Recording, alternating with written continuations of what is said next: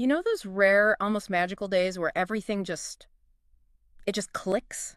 You're Hmm. driving, you hit every single green light. You sit down to write a difficult email and the words just tumble out. That state of flow, it's the best feeling in the world. It really is. But let's be honest, for most of us, that is the exception, not the rule. Right. Usually, life feels like friction. It feels like grinding gears. You're pushing, you're forcing, you're exhausted by 2 p.m., and you look back and you're not even sure why it was so hard. Right. So, the mission for this deep dive is to figure out the physics of that friction. Why do some systems, whether it's a human body, a marriage, a whole company, why do some glide, and why do others grind themselves into dust? And we are looking at a really dense, fascinating source text today that argues there is actually a single principle governing all of this. It's a concept it calls universal coherence. Universal coherence. I have to say, it sounds a little galaxy brain, maybe a bit esoteric. It sounds that way, but the source material treats this almost like engineering. It argues that coherence isn't just a mood or, a vibe. It's a structural reality. Okay. It's the optimal state of functioning for any complex system. It's the physics of how parts work together to make a whole. Okay, so before we get into the weeds, I need to address the elephant in the room. When I hear the word coherence, I immediately think of conformity. Right. I picture soldiers marching in perfect lockstep. Or a corporate cult where everyone wears the same fleece vest and thinks the same thoughts. Is that what we're talking about? Everyone just falling in line? I'm so glad you brought that up right away, because that is the number one misconception the text tackles. It opens by explicitly stating coherence is not uniformity. So if it's not uniformity, if it's not everyone looking and acting the same, what is it? The definition they give is harmony across difference.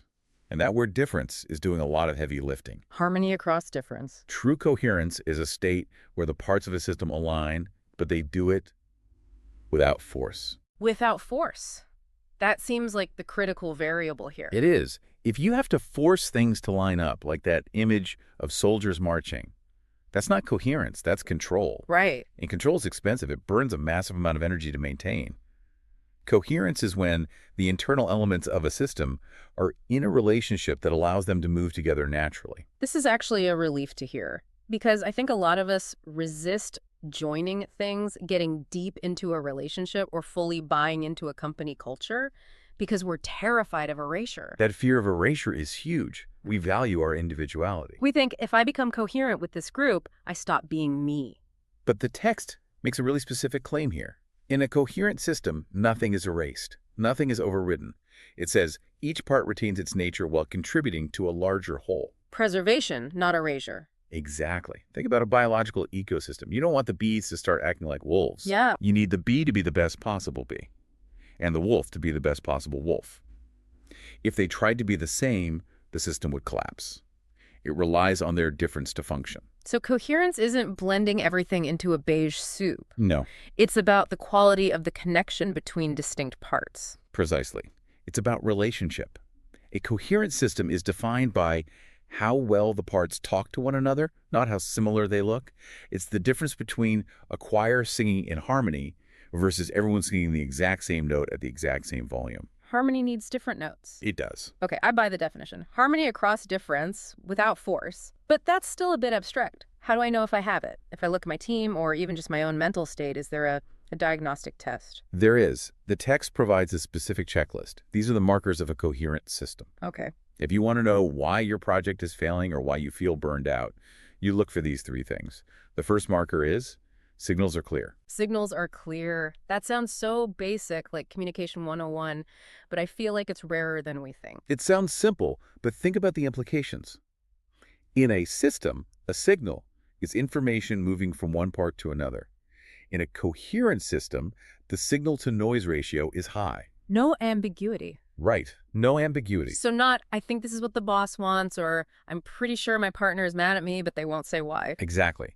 Incoherence thrives in ambiguity. Think about your body. If the liver sends a chemical signal to the brain, it has to be exact. If the brain has to guess what the liver wants, you get sick. Right. You die.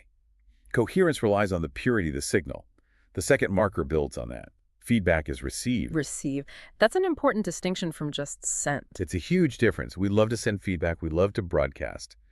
But in a coherent system, the loop is closed. Yeah. The system listens to itself. Right. If you touch a hot stove, your hand pulls back instantly. The feedback is received and acted upon. If you touch the stove and your brain ignores the signal because it's too busy, You get burned. you get burned. And that leads to the third marker, which I think is the most interesting one. Responses are proportionate. Proportionate. Okay, unpack that for me. What does a proportionate response look like? This is about energy matching the threat or the opportunity. Think about your body's immune system again. If you inhale a tiny speck of dust, a coherent response is a small sneeze. Just enough energy to solve the problem. And an incoherent response would be A massive allergic reaction, your throat closes up, your eyes swell shut. the system just panics. Exactly, it's panicking. Yeah. It's treating a minor dust mote like it's a lethal virus. It's a disproportionate response. Wow. That actually explains so much about interpersonal conflict. You see this all the time. Someone leaves a dish in the sink and their partner explodes like it's a moral failing. Right. That explosion isn't about the dish. It's a sign the system is incoherent. The response doesn't match the stimulus. And when you have all three clear signals, received feedback, and proportionate responses, you get the final result mentioned in the text. Energy is conserved. This goes back to that feeling of flow we started with. Yes. The system isn't burning fuel fighting itself. It's efficient. But, and this is a really important nuance in the text, being efficient doesn't mean being rigid. That was going to be my next question, because conserving energy sounds a bit like a machine that just does the same thing on a loop. But life is messy. If you're too efficient at doing yesterday's job, you're obsolete. Spot on. The text clarifies that universal coherence does not require perfection or rigidity. It requires responsiveness.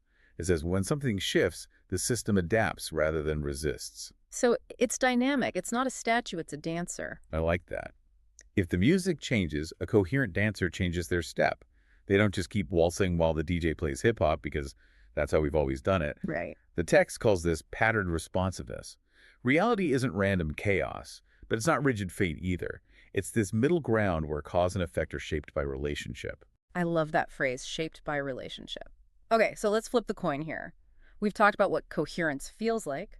Let's talk about the friction. What does incoherence look like? Well, if coherence is energy conservation, incoherence is the energy leak. The energy leak. I feel like everyone listening just nodded their heads. You finish a day of work, you look at your to-do list, and you haven't checked anything off, yet you are completely wiped out. That is the hallmark of incoherence. You worked hard, but the parts were working against each other. So what causes that? The text actually lists specific drivers of incoherence. These are the things that punch holes in your fuel tank. Okay, let's go through these because I have a feeling they're going to sound painfully familiar. The first driver is fear overrides perception. Oof. Okay. Fear overrides perception. So instead of seeing the reality in front of me, I'm seeing my anxiety about the reality. Exactly. You're reacting to a phantom. You're in a meeting. Someone asks a question. If you're in fear, you hear an attack. You don't perceive the inquiry. You perceive a threat. So you defend yourself against something that wasn't even there. And that costs energy. A lot of energy. And that probably leads directly to the second driver. Which is? When we're scared, we try to grab the wheel. So the second driver is control replaces trust. The micromanager. The micromanager is the ultimate symptom of an incoherent system. If I have to check your work every 5 minutes, it means the signal isn't clear or I don't trust the feedback loop. I am spending my energy doing your job and my job. It's wildly inefficient. And then usually we rush to fix it. Right. The third driver, speed replaces timing. Hold on, distinction check. Speed versus timing. Aren't they kind of the same thing, getting it done fast? Not at all. Speed is just velocity. It's just going fast for the sake of fast.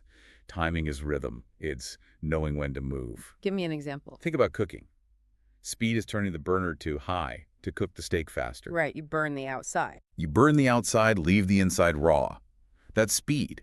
Timing is waiting for the pan to get hot, searing it, then letting it rest so the juices redistribute. Timing requires sensing the situation.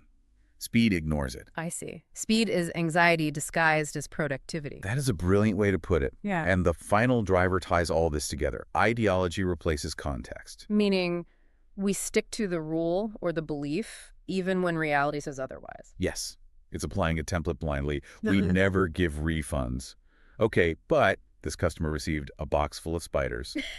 Doesn't matter, we never give refunds. That's ideology replacing context. And the result of all these, fear, control, speed, ideology, is friction. There is a line in the text about this friction that really stood out to me. It's a bit of a slap in the face. It says, drama is a sign of misalignment. It's a very provocative statement. It really is. Because, let's be honest, we confuse drama with importance. If things are chaotic and phones are ringing and everyone is shouting, we feel like, wow, we're doing something really major here. We mistake intensity for impact. We think if it doesn't hurt or if we aren't frantic, it's not working. But the text argues that drama is just the sound of the gears grinding. Huh. It suggests that universal coherence often feels calm rather than exciting. Calm rather than exciting. That is a hard sell for people addicted to the rush. It is, but look at high-level performance. Watch a master surgeon. Watch an Olympic swimmer. It doesn't look frantic. It looks almost boringly smooth. It looks easy. It looks easy because the resistance is gone. Now, the text clarifies that coherence doesn't eliminate tension. Tension is necessary. Right, a guitar string needs tension to make music. But coherence resolves tension through integration. Drama is the result of suppression, trying to force things down until they explode. So we've got the markers of coherence and the drivers of incoherence. The Force text claims this applies at every scale, from cells to civilizations. Can we actually map this onto different layers of reality? That feels like a big jump. It is a big claim, but the text argues the principle is fractal. It repeats. So let's look at the biological level. A coherent body regulates itself. The heart, lungs, brain, all different jobs, but constantly listening to each other. And if they stop listening? If a group of cells decides, you know what, I'm just going to do my own thing. That's cancer. Cancer is cellular incoherence. It's autonomy without connection. Okay, that's dark, but it tracks. Step it up a level. Psychological. The text says a coherent mind integrates thought and feeling. That's interesting. Usually we think we have to choose don't get emotional, be rational, or follow your heart, ignore your head. But that's a false choice. That's fragmentation. Coherence is when your thoughts and your feelings are in conversation.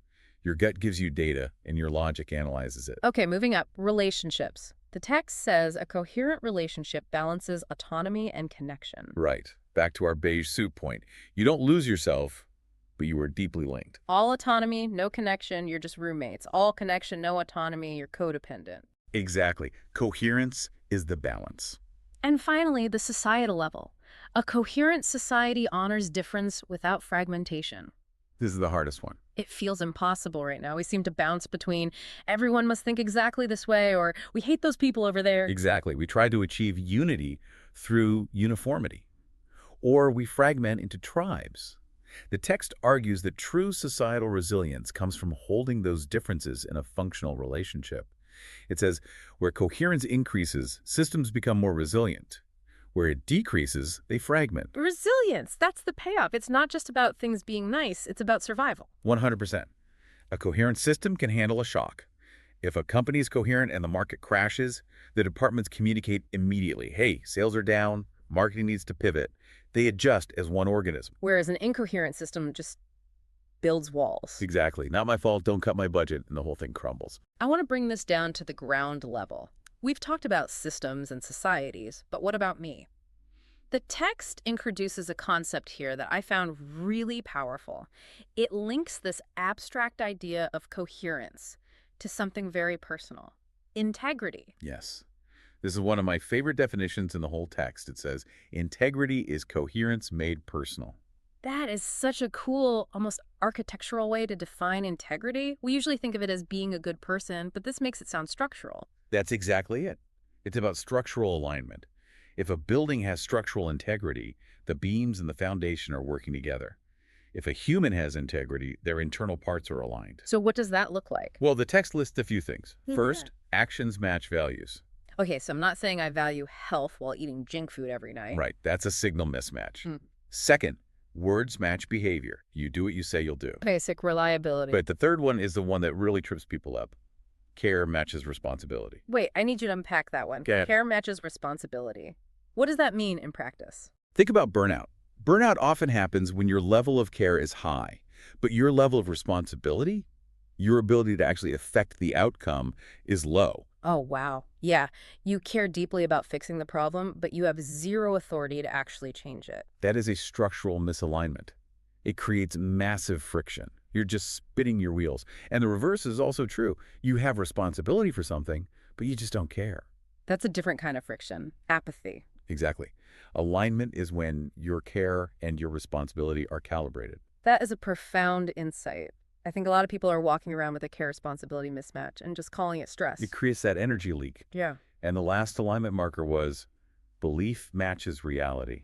Which goes back to fear overrides perception. Right. And if you refuse to adjust your belief, you are out of integrity, you are incoherent, you are fighting reality, and reality always wins. The text makes a point to say that this isn't a religion. It says universal coherence does not demand belief. It can be observed. It's presenting this as physics, not philosophy. You can observe it. You can see when a sports team is coherent. You can feel when your own body is coherent. You don't have to believe in gravity to fall down. And you don't have to believe in coherence to suffer the consequences of misalignment. Exactly. So we've looked at the definition, the markers, the scaling, and the personal application.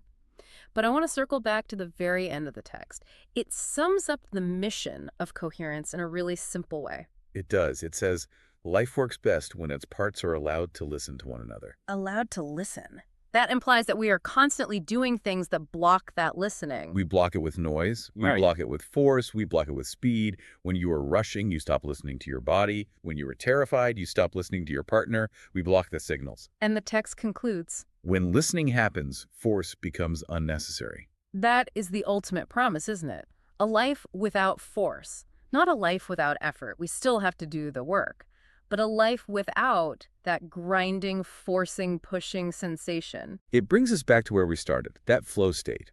When you are listening, really listening, to your environment, to your own capacity, to the people around you, you don't have to force your will upon the world.